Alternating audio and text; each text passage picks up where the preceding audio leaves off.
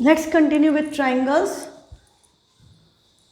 हम मीडियन वाले क्वेश्चन पे थे कल, एक्सरसाइज के क्वेश्चन नंबर 3 है ना, 7.3 क्वेश्चन नंबर 3। आपको क्या दिया था कल? मैंने आपको एक्सप्लेन किया था कि मीडियन के केस में क्या होता है, यदि एक ट्राइंगल है उसके किसी भी वर्टेक्स से अपोजिट साइड के मिड पॉइंट को ज्वाइन करने वाली line is known as median. हाँ, तो ये यहाँ से भी जा सकता है, हाँ इधर से भी जा सकता है।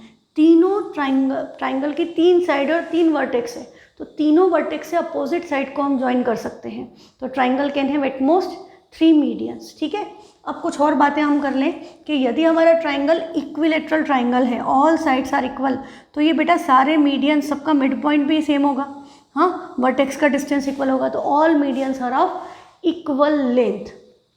इक्विलेटरल ट्राइंगल में तीनों मीडियंस की लेंथ इक्वल होगी, है ना। और ये जो मीडियन होगा ये एल्टीट्यूड भी होगा, ये एंगल 90 डिग्री होगा, क्योंकि हम कॉन्ग्रुएंट कर देंगे ट्राइंगल्स को, है ना। तो ट्राइंगल्स कॉन्ग्रुएंट होगा, ये साइड इसके इक्वल है, ये एंगल इसके इक्वल है, ये साइड कॉमन है, ये 90 डिग्री है, तो ये 90 डिग्री नहीं, सॉरी, मतलब हम ये साइड इसके इक्वल है, ये मिड पॉइंट है, तो ये दोनों भी इक्वल है, और ये साइड कॉमन है। ऐसे ऐसे ट्राइंगल्स कॉन्ग्रुएंट, CPCT से ये दोनों एंगल इक्वल और adjacent angle equal, linear pair से एंगल 90। तो इक्विलेटरल ट्राइंगल में मीडियन एल्टीट्यूड भी होता है और एल्टीट्यूड मीडियन होता है। यदि आप एल्टीट्यूड डालोगे तो वो अपने आप मिड पॉइंट को ज्वाइन करेगा, तो मीडियन बन जाएगा, और मीडियन बनाओगे तो वो कॉन्ग्रुएंसी के कारण लीनियर पेयर से 90 आएगा, तो एंगल 90 होगा। तो ये बात आप याद रखें, बहुत काम आएगी 9th में भी 10th में भी।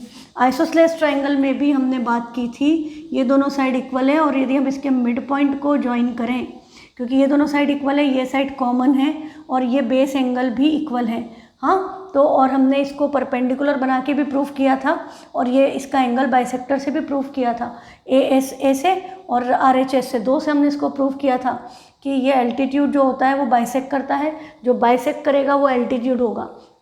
आइसोसेलेस ट्राइंगल में दोनों इक्वल साइड के बीच वाले कॉमन वर्टेक्स है, जो अनइक्वल साइड है उसके मिड पॉइंट को ज्वाइन करने वाली लाइन एल्टीट्यूड होती है, या जो एल्टीट्यूड है वो मीडियन होगा। एल्टीट्यूड है तो मिड पॉइंट पे ही ज्वाइन करेगा, है ना। Altitude and median are same. Equilateral triangle में सबकी वैल्यू इक्वल, और आइसोसेलेस ट्राइंगल में इधर से यदि जाएगा तो नहीं होगा, इधर से जाएगा तो नहीं होगा, पर जो यहाँ से आ रहा है वो मीडियन होगा। कॉमन वर्टेक्स, इक्वल साइड्स के कॉमन वर्टेक्स से जो मीडियन ड्रॉप करेंगे वो एल्टीट्यूड है, जो एल्टीट्यूड होगा वो मीडियन होगा, है ना। ये बात आप याद रखना। और एक और बात होती है सेंट्रॉइड, वो भी मैं आपको एक कंसेप्ट बता देती हूँ, याद रहे तो अच्छी बात है, नहीं तो कोई बात नहीं। ये तीनों मीडियन जिस पॉइंट पे मिल रहे हैं, दिस इज नोन एज सेंटरॉइड, हाँ इसको हम कहते हैं सेंट्रॉइड। यहाँ से हम एक इसको सेंटर, ये रेडियस लेके हम एक सर्कल बना सकते हैं जो इन तीनों पॉइंट से सर्कल ट्राइंगल के टच करके जाएगा, और ये जो सेंट्रॉइड है ना, ये मीडियन को इधर 2 पार्ट्स और इधर 1 पार्ट 2:1 के रेशो में डिवाइड करता है।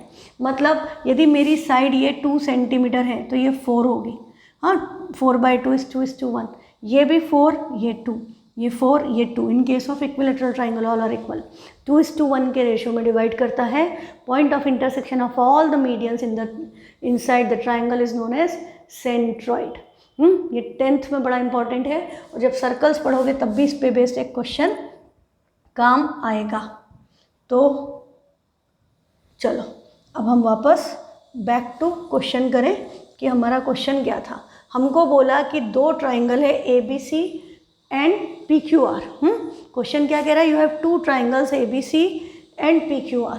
तो आपके पास बेसिकली 2 ट्राइंगल्स हैं, triangle ABC and triangle PQR। इसमें आपके पास मीडियन है AM, ये मीडियन है, मतलब ये वाली साइड इसके इक्वल। यहाँ पर आपके पास मीडियन है PN, P वर्टेक्स से आपने QR पे मीडियन डाला PN, तो ये दोनों साइड्स आपस में इक्वल हैं। और हमें क्वेश्चन क्या कह रहा है, हमें क्वेश्चन में गिवन है कि in triangle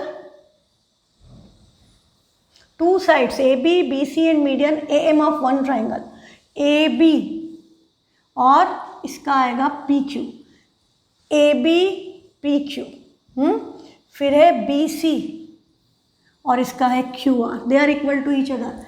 and third side है आपकी median A M, median A M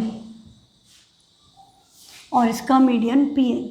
ये वाली साइड इसके इक्वल है, जो मैंने सेम कलर से बनाई वो सब आपस में इक्वल है। ये आपको क्वेश्चन में गिवन है। You are given in triangle A B C and triangle P Q are.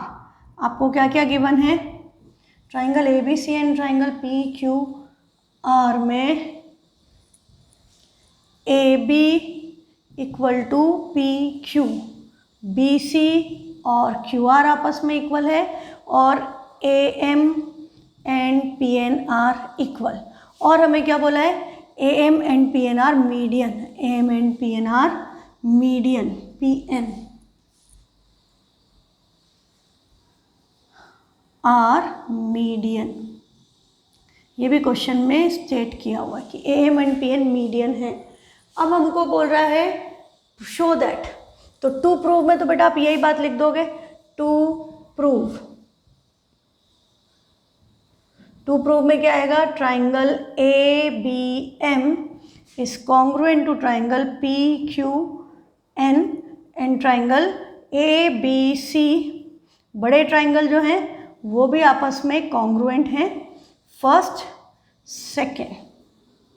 ठीक, हमको ये दो चीज़ें प्रूव करनी है। एक तो हमको ये प्रूव करना है कि ये वाला ट्राइंगल ए बी एम और ये ट्राइंगल पी क्यू एम आपस में कॉन्ग्रुएंट है। फिर हमें प्रूव करना है कि triangle A B C and P Q R congruent है ना। कल भी हमने क्वेश्चन का कंसेप्ट तो समझ लिया था, तो आप जल्दी अब समझ जाओगे। तो गिवन हो गया, टू प्रूव हो गया। अब हमें क्या स्टार्ट करना है? With the statements of proof. तो एक बार हम इतना आपने नोट कर लिया होगा, नहीं तो पॉज करके नोट कर लेना। मैं इसको साफ कर लेती हूँ और we will start with the proof. तो प्रूफ में हम क्या लिखेंगे? सबसे पहले ट्राइंगल का नाम। ट्राइंगल कौन सा है? A B M and P Q N. तो in triangle A B M and triangle P Q N, A B P Q के इक्वल है। अच्छा, एक्चुअली आप वहाँ पे तो ऐसे कलरफुल लाइंस नहीं बनाओगे, तो आप सिंपली लाइंस को टिक कर दो, single line, double line and this full is third side, 3 line in पे है ना, तो क्योंकि ये आपस में इक्वल है। तो in triangle A B M and P Q N आपको पता चल रहा है आपको कौन सा क्राइटेरिया लगाना है?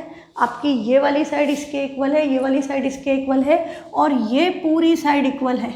बी सी और क्यू आर भी आपस में इक्वल है। B C and Q R equal, और एम और एन क्या है उसके? Mid point. ये मिड पॉइंट है तो इनके हाफ भी इक्वल होंगे।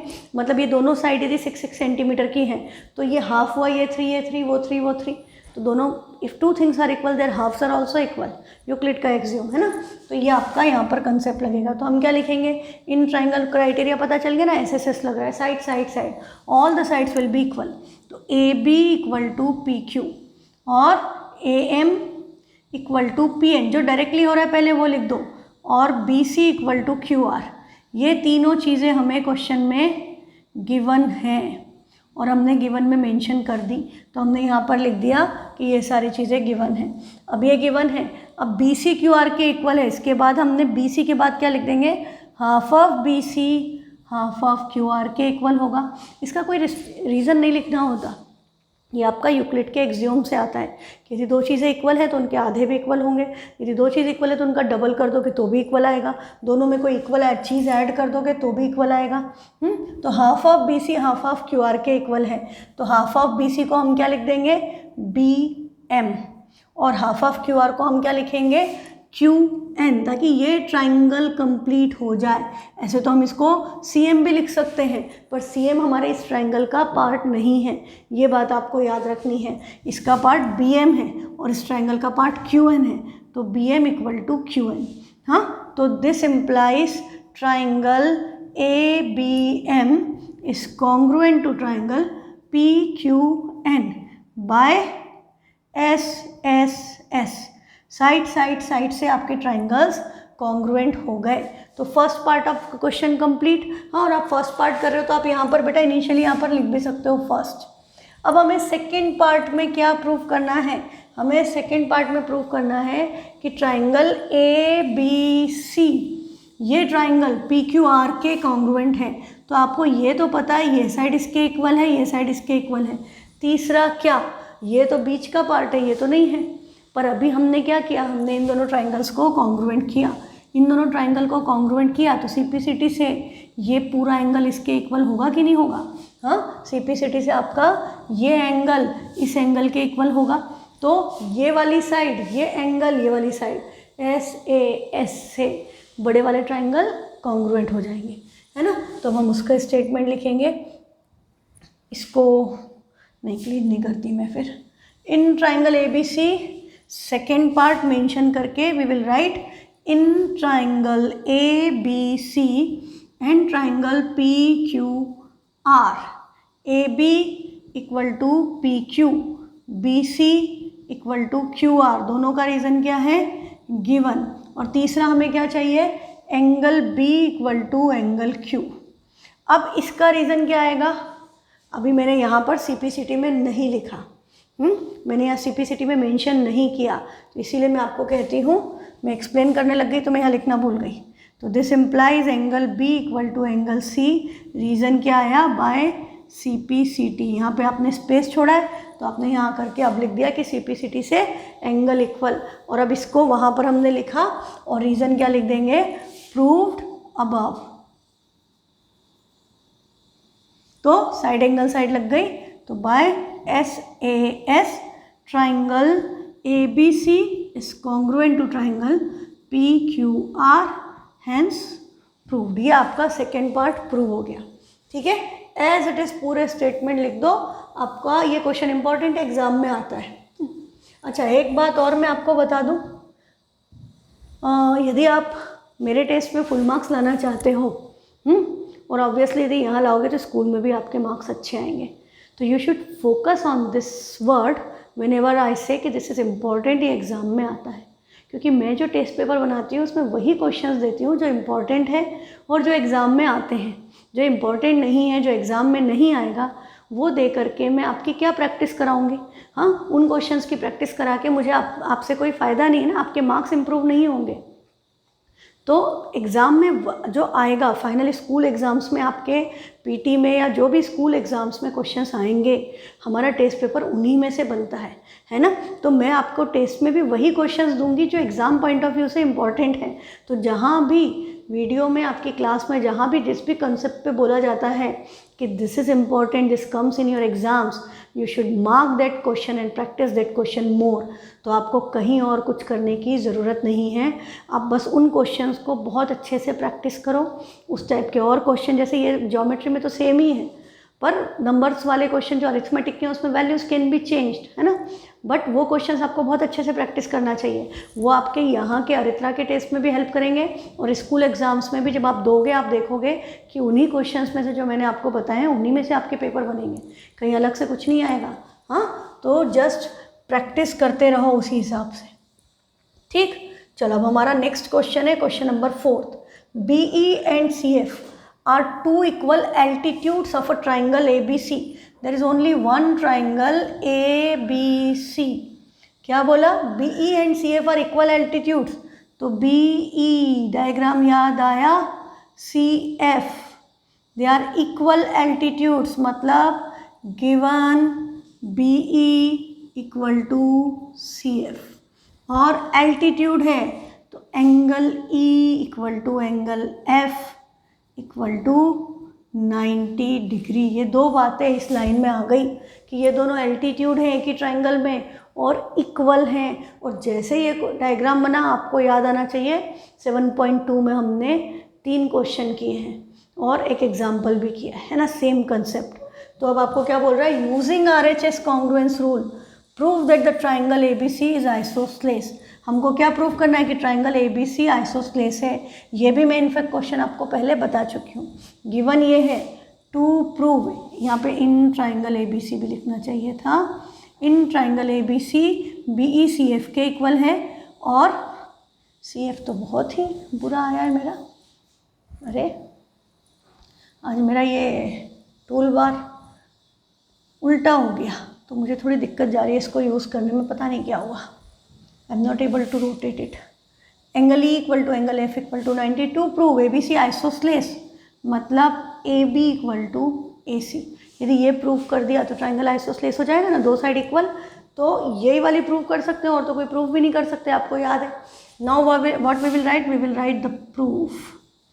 अब RHS लगानी है तो ये राइट एंगल है, ये हाइपोटेनियस कॉमन है 90 के अपोजिट साइड, इसमें भी BC है, इसमें भी BC है, और ये वाली साइड इसके इक्वल गिवन है।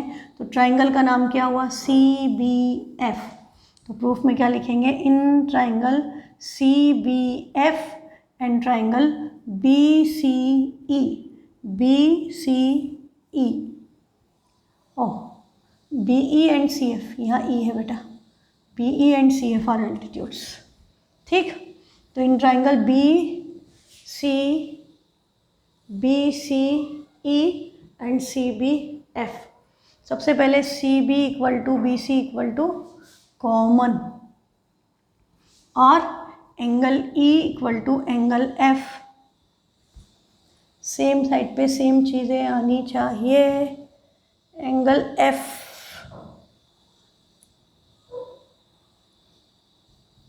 Equal to angle E equal to 90 degree, this was given. फिर हमारा क्या हुआ? ये BE और CF इक्वल है, तो CF equal to BE is also given, ठीक। क्राइटेरिया कौन सा लग गया है? उन्होंने क्राइटेरिया मेंशन ही किया हुआ है क्वेश्चन में। तो ये राइट एंगल है हाइपोटेनियस, ये आपका राइट एंगल है, ये आपकी हाइपोटेनियस है, और ये साइड है। तो by RHS triangle CBF is congruent to triangle BCE। अब ये कॉन्ग्रुएंट होने से AB और AC, तो A तो कहीं आया ही नहीं, क्या करेंगे? याद है कि नहीं? ये ट्राइंगल जब आपने लिया तो एंगल B पूरा आया, BCF में आपका क्या आया? Angle B। और जब आपने ये वाला ट्राइंगल ड्रॉ किया तो इसमें आपका पूरा का पूरा एंगल C आ रहा है, तो this is equal to angle C।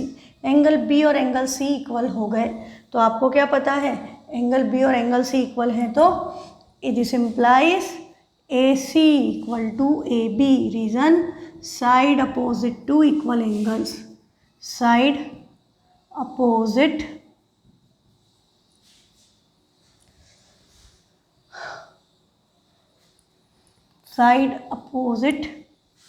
To equal angles. तो ये साइड इक्वल हो गई, this implies triangle ABC is an isosceles triangle. Last में हमेशा हैंस प्रूव्ड। ये क्वेश्चन आपका कंप्लीट हो गया, ठीक है। अब हमारा नेक्स्ट और last question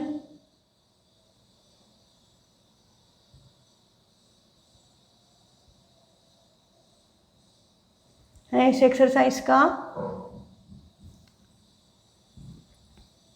triangle ABC is an isosceles triangle, उसी का कन्वर्स, हाँ अभी जो किया उसका कन्वर्स। अब क्या बोल रहा है? ट्राइंगल ABC आइसोसलेस ट्राइंगल है with AB equal to AC। हाँ, draw AP perpendicular on BC, इसके ऊपर एक AP परपेंडिकुलर डाला BC पे, to show that angle B angle C के इक्वल है। अब आपको क्या प्रूव करना है? कि ये वाला एंगल इसके इक्वल है। This is what you are required to prove. तो बेटा गिवन क्या क्या हो गया? Given in triangle ABC, AB AC के इक्वल है, और AP क्या है? Perpendicular on BC। To prove, what you want to prove? Angle B angle C के इक्वल है। तो एक्चुअली तो आप बोलो, आप ये मत लिख देना डायरेक्टली कि angle opposite to equal sides are equal. जब आपको क्वेश्चन में करने का बोल रहा है ना, तो हमको उसको प्रूव करना पड़ता है। हम डायरेक्ट थ्योरम नहीं लिख देंगे कि तो थ्योरम ही है, थ्योरम का भी तो प्रूफ करना पड़ता है ना। तो प्रॉपर सिस्टमेटिक स्टेटमेंट्स लिखने पड़ेंगे। हम डायरेक्ट यहाँ पर ये नहीं लिख सकते कि side angle opposite to equal sides are equal. यहाँ वही चीज़ वो आपको प्रूव करने को बोल रहा है। तो गिवन हो गया, टू प्रूव हो गया। Now we will write the proof. तो बेटा ये 90 डिग्री है, ये opposite side hypotenuse, 90 opposite side equal hypotenuse. ये साइड क्या है? Common in both the triangles. तो RHS लग जाएगा। तो ट्राइंगल का नाम क्या हुआ? In triangle A P B and A P C, या A B P and A C P, या B A P and C A P, कई कॉम्बिनेशन बना सकते हो। सबसे easy A P B and triangle A P C, या A B P and A B P and A C P, जो भी तुम्हारी इच्छा हो लिख लो। ए बी पी बनाओगे तो चैनल बन जाएगा, ए सी पी बनाओगे तो पोस्ट बन जाएगी पुलिस में, तो थोड़ा अच्छा लगेगा, है ना। A P B and A P C में क्या हो गया, हम आर एच एस लगा रहे हैं तो हम ढंग से लिखेंगे, angle A P B equal to angle A P C equal to 90। Reason क्या है, A P is perpendicular on B C, तो ये राइट एंगल हो गया। अब हाइपोटेनियस क्या है आपको पता है, A B and A C, तो we will write A B equal to A C, it was given in the question.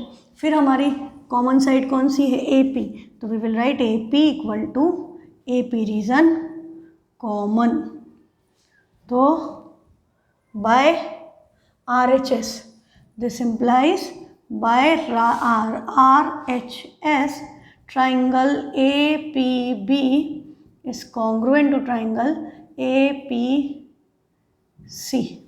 Triangle APB APC congruent हो गए, इसकी CPCT से एंगल B एंगल C के इक्वल, this implies angle B equal to angle C by CPCT, और last में हमेशा hence proved. खत्म क्वेश्चन। राइटिंग तो आप लोग ज़्यादा सुंदर लिखना, मेरी तो अच्छी है ही नहीं, पर मुझे लगता है इसके संग फिर भी ठीक आती है। ठीक, जितना साफ़ सुथरा सिस्टमेटिक काम करोगे उतना अच्छा इम्प्रेशन पड़ता है टीचर पे, उतने अच्छे मार्क्स निकलते हैं देने में। हाँ, अब हमारा कॉन्ग्रुएंसी वाला पोर्शन फिनिश हो गया, पर अभी ट्राइंगल्स ख़त्म नहीं हुआ। ट्राइंगल्स में एक चीज़ और बची है, विच इज़ इनइक्वालिटी। अभी तक हम क्या कर रहे थे बेटा, अभी तक हम सब चीज़ों को इक्वल कर रहे थे, पर क्या होगा यदि चीज़ें अनइक्वल हो। यदि कोई भी दो चीज़ें हैं, एक ही ट्राइंगल है या अलग अलग ट्राइंगल्स में चीज़ें इक्वल ना हो तो क्या होगा। तो जनरली हम सिंगल ट्राइंगल की बात करते हैं। तो यहाँ पर देखो, यदि आपके पास, अब हमको डिस्कस करना है inequalities in a triangle. This is very important thing. हाँ, ये बहुत ही इंपॉर्टेंट बात है। तो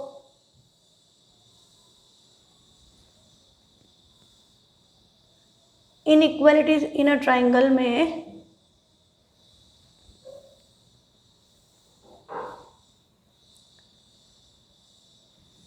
ओके, आप एनसीईआरटी खोल करके देखना, आपको कुछ बातें दिखेंगी जिसमें से कुछ ये हैं, जैसे ये साइड है, ये साइड है, they are not equally fine, name this is A B and this is P Q. तो आपको क्या दिख रहा है कि A B P Q is greater than A B, they are not equal to each other. यदि हमने कोई एंगल ड्रॉ कर दिया, एंगल ड्रॉ करने का ऑप्शन है हमारे पास। यदि हमने एक एंगल बनाया, ये 48 डिग्री का है, और मैंने एक एंगल और बना दिया, ये 60 डिग्री का है। हाँ, तो आपको देख के भी पता चल रहा है ना कि ये एंगल इससे बड़ा है। यदि मैं इसको ऐसे मैच करूँ, इसकी साइड को इसके साथ ओवरलैप करूँ, तो आपको क्या पता चल रहा है, ये वाला एंगल इस एंगल का पार्ट है। हाँ, ये वाला एंगल जो है, ये वाला एंगल का के अंदर ये एंगल लाई कर रहा है, मतलब इसकी वैल्यू इससे कम होगी, है ना। तो angles are also not equal, ये बात पता चलती है। अब यदि हम ये जो अनइक्वल एंगल्स हैं, इनको हम उठा करके ट्राइंगल बना दें, हाँ, जैसे ये जो है, मैं इसको ट्राइंगल बना दूँ, इस साइड को ज्वाइन कर दूँ, तो this will be a triangle. Can you से something about this side?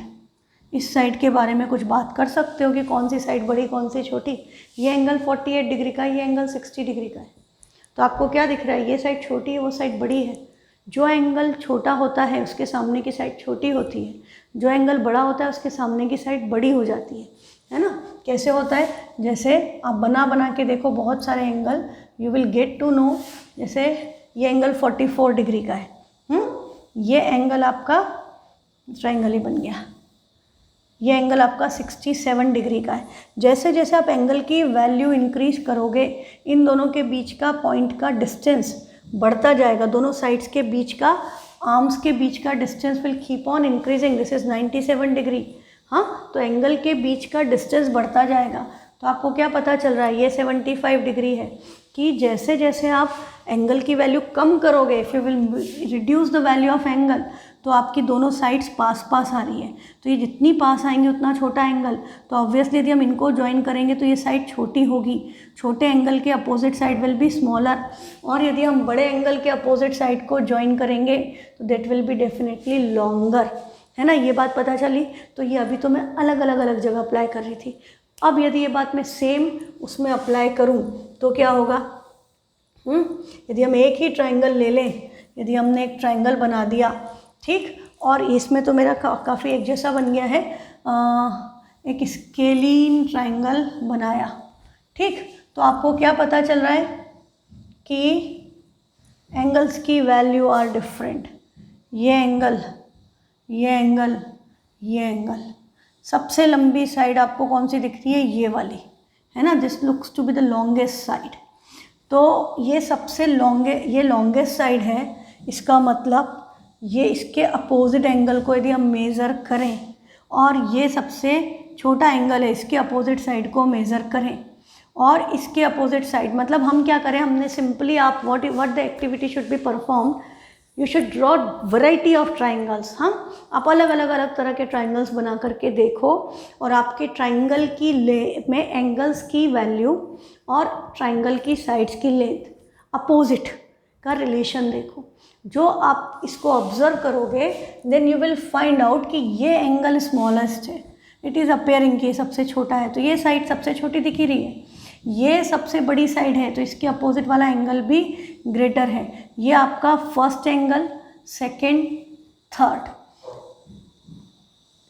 Descending order में, ये सबसे बड़ा है, ये छोटा है, ये उससे छोटा है, सबसे बड़ी साइड कौन सी है, ये, इससे छोटी साइड ये, सबसे छोटी साइड ये, जो एंगल आपका लार्ज है उसके सामने की साइड लॉन्गर है, साइड को हम लॉन्गर या स्मॉलर बोलते हैं और एंगल को हम लार्जर या साइड को हम लॉन्गर या शॉर्टर बोलते हैं, शॉर्ट और लॉन्ग बोलते हैं, और एंगल को हम स्मॉल या लार्ज बोलते हैं, ठीक है, तो एंगल लार्ज है तो साइड लॉन्गर होगी, एंगल स्मॉल है तो साइड शॉर्ट होगी, है ना, this is known as inequality, कि किसी भी ट्राइंगल में जो एंगल बड़ा है उसके सामने की साइड बड़ी होगी, जो एंगल छोटा है उसके सामने की साइड छोटी होगी, this is a relation between all the sides of triangle, कि जो एंगल बड़ा है उसके सामने की साइड बड़ी, जो एंगल छोटा है उसके सामने की साइड छोटी, जो एंगल छोटा है, जो साइड छोटी है उसके सामने का एंगल छोटा, जो साइड बड़ी है उसके सामने का एंगल बड़ा।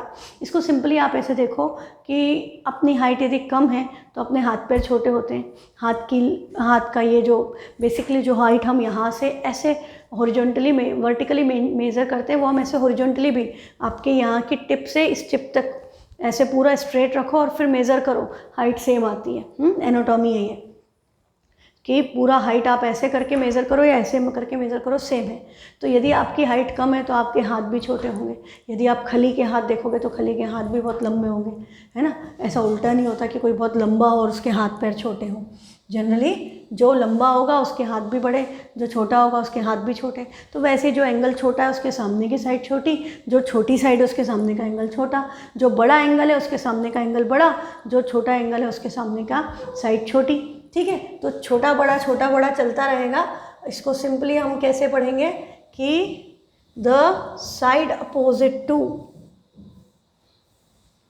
If two sides of a triangle are, अच्छा एक और एक्टिविटी है आपकी कि आपने क्या किया, आपने उठा करके एक एंगल बनाया, हाँ, आपने एक एंगल बनाया, आपने एक साइड बनाई, instead of an angle you just draw one side, यहाँ पर आपने ए बी एक साइड बनाई और आपने क्या किया, यहाँ से एक धागा लिया, टेक अ थ्रेड, रस्सी ले लो और उसमें एक पिन लगा दो और यहाँ से अब उसको लेकर के आपने यहाँ पर मतलब पिन लगा दी, तो आपका ये एंगल बना। अब आपने इसकी वैल्यू नाप ली, अब आपने इसी पिन को शिफ्ट कर दिया, इसको सी पोजीशन दे दिया, अब मैंने इसको उठा के यहाँ लगा दिया तो ये सी डैश हो गया, ठीक। अब मैं इनके अब साथ वाले मेरे साइड्स को ज्वाइन करती जाऊँ, मैंने इसको ज्वाइन किया और मैंने इसको ज्वाइन किया, यू कैन सी ये वाला एंगल छोटा है, इसका ये पार्ट और ऐड हो गया इसमें, तो इसके सामने की साइड और ये इसके सामने की साइड बड़ी हो गई कि नहीं हो गई। ऐसे ही आप इसको अलग अलग पोजीशंस में लगाते जाओ, जैसे जैसे एंगल इंक्रीज हो रहा है you can see the length of the side is also increasing. और यदि हम एंगल को डिक्रीज करते, हम यहाँ लगाते, तो आपकी साइड की लेंथ भी क्या होती जाती, कम होती जाती। हाँ, जितना इससे पास लाओगे, एंगल छोटा करोगे, अपोजिट साइड डिक्रीज होती जाएगी। ये एक्टिविटीज़ हैं एक्चुअली, करके देखो तो बहुत अच्छी बात है, बट जनरली कोई करता नहीं है। आपको हॉलीडे असाइनमेंट्स में, समर असाइनमेंट्स में ये सब चीज़ें प्रोवाइड कर दी जाती हैं। इसी के लिए एक और एक्टिविटी है कि आपने एक पॉइंट फिक्स किया और इस पॉइंट से हमने कोई भी रेडियस लेके एक सर्कल ड्रॉ कर दिया, सेमी सर्कल या सर्कल ड्रॉ कर दिया। अब हमने इस सर्कल पे अलग अलग पॉइंट्स ले लिए। हाँ, यहाँ पे हमने कोई पॉइंट P, Q, R ऐसा हमने ले लिया और अब हम इस पे ज्वाइन करना शुरू करें। किसको? ये जो आपका ये वाला पॉइंट था, इससे इसको, हाँ, इससे इसको, इससे इसको। तो आपको क्या पता चल रहा है कि आपका ये और इधर से भी ज्वाइन करें तो you will get different shapes of triangles.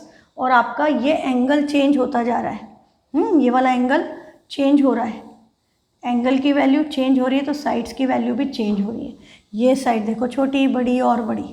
हाँ, ये एंगल भी क्या था, ये छोटा था, ये वाला और बड़ा हुआ, ये वाला और बड़ा हो गया।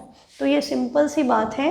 इन सब का बेसिक कंसेप्ट फाइनली क्या निकलेगा कि the side opposite to larger angle is longer and the side opposite to smaller angle is shorter. अब ये थ्योरम क्या है? If two sides of a triangle are unequal, यदि ट्राइंगल की दो साइड्स, अच्छा, हमने आइसोसेलेस ट्राइंगल में क्या प्रूव किया था कि ये दोनों साइड्स इक्वल हैं तो इनके सामने के एंगल भी इक्वल हैं। ये एंगल इसके इक्वल प्रूव किया था। अच्छा, एक और मज़ेदार बात, हमने इक्विलेटरल ट्राइंगल में भी प्रूव किया था 7.2 में कि तीनों साइड्स इक्वल हैं तो angle opposite to equal sides are equal. तो ये तीनों एंगल की वैल्यू भी आपकी इक्वल आई थी, 60 डिग्री, 60 डिग्री, 60 डिग्री। और हमने एक क्वेश्चन और किया था, आइसोसेलेस राइट ट्राइंगल, ये दोनों साइड्स इक्वल हैं, ये 90 डिग्री है तो हमारे ये दोनों एंगल इक्वल साइड के अपोजिट एंगल ऑब्वियसली क्या होना चाहिए, इक्वल। इन दोनों की वैल्यू क्या आई थी, 45 डिग्री ईच।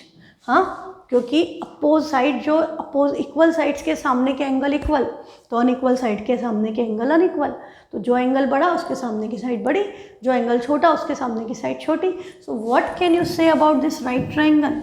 राइट ट्राइंगल में सबसे बड़ा एंगल कौन सा होता है, 90 डिग्री। तो 90 डिग्री के अपोजिट साइड का नाम क्या था, हाइपोटेनियस। तो hypotenuse is the longest side in a right angled triangle. आपको अभी नेक्स्ट एक्सरसाइज में क्वेश्चन मिलेगा, हम इसको प्रूव करेंगे कि हाइपोटेनियस सबसे बड़ी साइड कैसे हुई राइट ट्राइंगल में, है ना। यदि आपका ट्राइंगल इक्विलेटरल है तो सारी साइड इक्वल, तो सारे एंगल भी इक्वल। आइसोसेलेस ट्राइंगल में ये दोनों साइड इक्वल है तो ये दोनों एंगल इक्वल, ठीक है। तो ये सारी बातें याद रखना, ये भूलना मत। हाँ, सारी चीज़ें इंटर रिलेटेड है बेटा। अब वो क्या कह रहा है कि if two sides of a triangle are unequal, यदि ट्राइंगल की दो साइड्स इक्वल नहीं है, जैसे ये अलग अलग साइज है, the angle opposite to the longer side is larger or greater. जो बड़ी साइड है उसके सामने का एंगल बड़ा होगा, ये छोटी साइड है इसके सामने का एंगल छोटा होगा। तो बेसिकली हम एक बात बोलें, या तो हम ये बोले कि the angle opposite to the longer side is larger, या हम बोले the angle opposite to smaller side is shorter, है ना। या तो हम बोले the angle opposite to shorter side is smaller, shorter side के सामने का एंगल स्मॉलर है, या हम बोले कि लॉन्गर साइड के सामने का एंगल लार्ज है या ग्रेटर है। क्लियर है? तो एक ही बात हुई, पर कंसेप्ट आपको एक साइड से लिखना है, या तो ऐसा लिखो लॉन्गर के अपोजिट लार्जर, ठीक।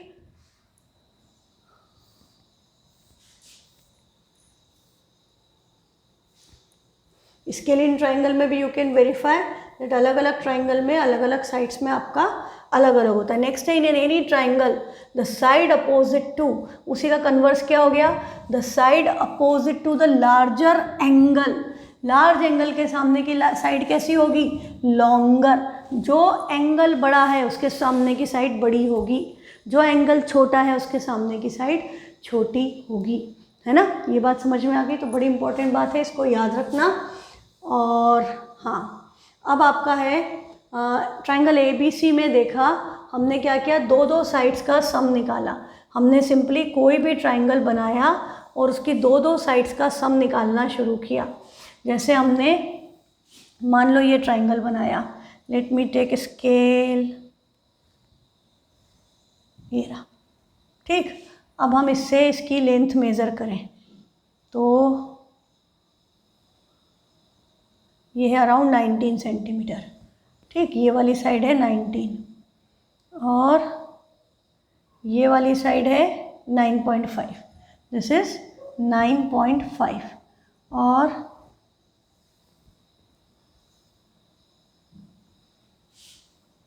ये वाली साइड है आपकी 17।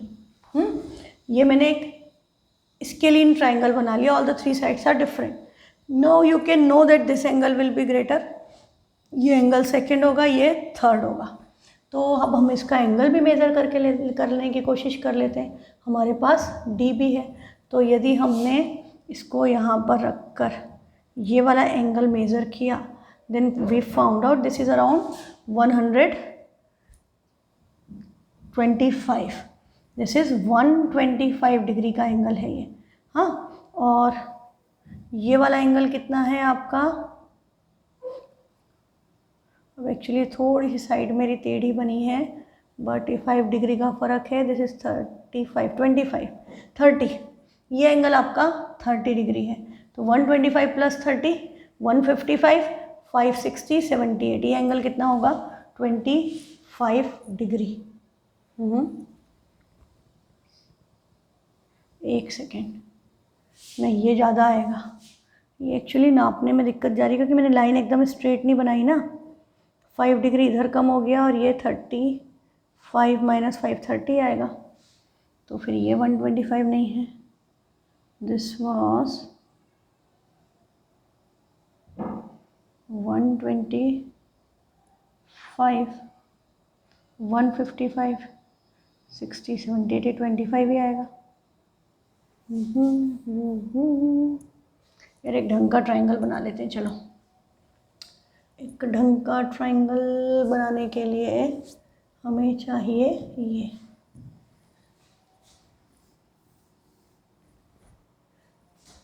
अच्छा तो राइट ट्राइंगल ही बन गया। अच्छा इस चीज़ को हम रोटेट नहीं कर सकते क्या?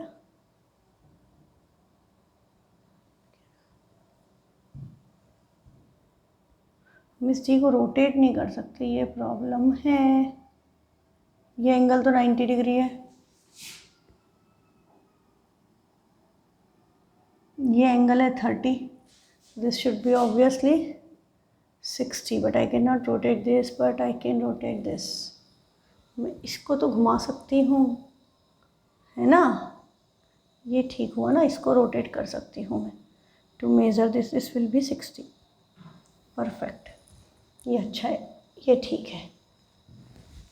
ये एंगल 30 डिग्री है, ये एंगल 60 डिग्री है, ये एंगल आपका 90 डिग्री है।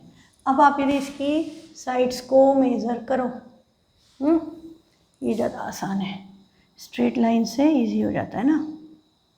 दिस इज़ 8.2, ये वाली साइड है 8.2,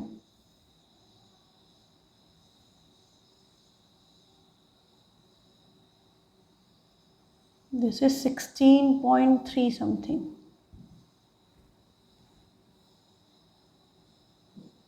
और ये वाली साइड है आपकी 14, दिस इज़ अराउंड 14। तो 8.2 30 डिग्री के अपोजिट है और 90 के अपोजिट 16.3 है, ये 14 है। पता चल गया ना 60 डिग्री के अपोजिट कि the side opposite to larger angle is longer, या उल्टा क्या बोलेंगे, the angle opposite to longer side is larger. आप लॉन्गर की बारे में ही बात करो, छोटे की बात ही मत करो, वो ऑब्वियस है। आप सिंपली क्या बोलो, जो एंगल बड़ा है उसके सामने की साइड बड़ी है, the side opposite to larger angle is longer. Larger angle के सामने की साइड लॉन्गर है, या लॉन्गर साइड के सामने का एंगल लार्जर या ग्रेटर है, ठीक। अच्छा, अब हमने इसकी साइड्स लिखी, उसका पर्पस क्या था? उसका पर्पस ये था हमें सम ऑफ टू साइड्स वाला कंसेप्ट चेक करना था, ठीक। तो ये हटा दिया।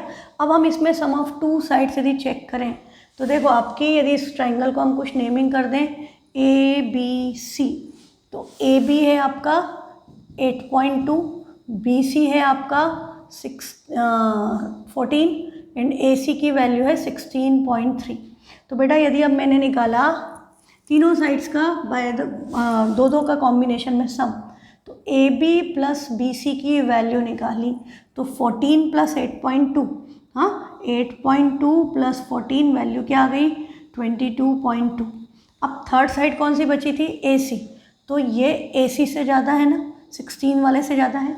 अच्छा अब हम यदि A B plus A C calculate करते तो ए बी तो 8.2 है और ए सी आपका 16.3 है, ऐड करके क्या आया 0.5, 24.5। तीसरी साइड कौन सी बची, ए बी हो गया, ए सी हो गया, बी सी, तो ये बी सी से ग्रेटर है, दैट इज़ 14। अच्छा अब तीसरा कॉम्बिनेशन हम ये वाली साइड ऐड कर दें। अभी हमने ए बी बी सी किया, ए बी ए सी किया, अब हम बी सी और ए सी को ऐड कर दें। If we add B C and A C, तो बी सी 14 है और ए सी 16.3 है, ऐड किया क्या आ गया 30.3। 30.3 बची साइड कौन सी, ए बी 8.2, उससे ज़्यादा है कि नहीं है, हाँ that is greater than A B.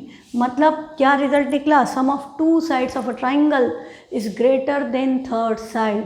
Triangle बनेगा तो ये कंडीशन सेटिस्फाई होगी कि sum of any two sides of a triangle, हाँ sum of two sides of a triangle is always is greater than third side. Third side से वो ज़्यादा ही होगा। दो साइड का सम, कोई भी ट्राइंगल ले लो, कोई भी ट्राइंगल उठा लो, कैसा भी ट्राइंगल बना लो, कोई भी बुक में बना हो, वो ट्राइंगल की साइड्स को कैलकुलेट करके देखो, दो साइड का सम हमेशा थर्ड साइड से ज़्यादा होगा। यदि ये कंडीशन सेटिस्फाई नहीं हो रही है, यदि वो इक्वल भी हो गया, जैसे यदि आपने साइड ले ली, हमने ऐसे ही उठा के साइड ले ली कि एक 7 है, एक 6 है और एक 13 है, तो बेटा 7 + 6 शुड बी ग्रेटर देन 13 और ये इक्वल टू 13 हो गया। आप ये डायमेंशन लेके ट्राइंगल बना के देखो, ट्राइंगल बनेगा ही नहीं। That will be a open structure, close packed shape बनेगा ही नहीं। हाँ ट्राई करके देखना कंस्ट्रक्शन ट्राइंगल की, कि आपने इधर एक साइड कोई भी यदि 13 ले ली, इधर से 7 की आर्क कट की, इधर से 6 की, और लाइन को हमने ज्वाइन किया, तो वो ट्राइंगल पैक ही नहीं होगा आपका। हाँ आपका ट्राइंगल बनेगा ही नहीं, क्लोज नहीं होगी लाइन। ये कंडीशन सेटिस्फाई होना ही चाहिए। तो कई बार क्वेश्चन पता है इस पे 1 मार्क का कैसे आता है, कि आपको ट्राइंगल की 3 साइड दे दी और पूछ लिया इज़ दिस ट्राइंगल पॉसिबल, कि ट्राइंगल बनेगा कि नहीं बनेगा। हाँ एनसीईआरटी में नहीं है ऐसे क्वेश्चन, पर एग्जाम में आते हैं। तब आपको क्या करना पड़ेगा, आपको दो साइड को प्लस करके देखो थर्ड से ज़्यादा है कि नहीं, तीनों केस में, इन ऑल द 3 पॉसिबल। अभी हमने क्या ना, A B plus B C, A B plus A C, B C plus A C, तो आप तीनों साइड्स के कॉम्बिनेशन, जैसे यदि आपको साइड दे दी 3, 4 एंड 5, तो हमने 3 + 4 किया 7, 7 is greater then 5, condition satisfied. अगला कॉम्बिनेशन 4 + 5 9, 9 इज़ ग्रेटर देन क्या बचा 3, फिर 3 + 5 8, 8 इज़ ग्रेटर देन 4, तीनों कंडीशन सेटिस्फाई हो रही है, तो ये ट्राइंगल बनाओगे बनेगा। हाँ और दूसरा आपकी कंडीशन होती है ट्राइंगल बनाने के लिए एंगल सम प्रॉपर्टी। यदि ट्राइंगल के तीनों एंगल का सम 180 के इक्वल ही होना चाहिए, न कम न ज़्यादा। सम 180 से कम है तो भी ट्राइंगल नहीं बनेगा, सम 180 से ज़्यादा है तो भी ट्राइंगल फॉर्म नहीं होगा। ठीक है, तो ये बहुत इंपॉर्टेंट प्रॉपर्टी है। इस पे बेस्ड 1 मार्क का क्वेश्चन MPS में, निर्जा मोदी में, कैम्ब्रिज कोर्ट में जनरली आपको देखने को मिलेगा।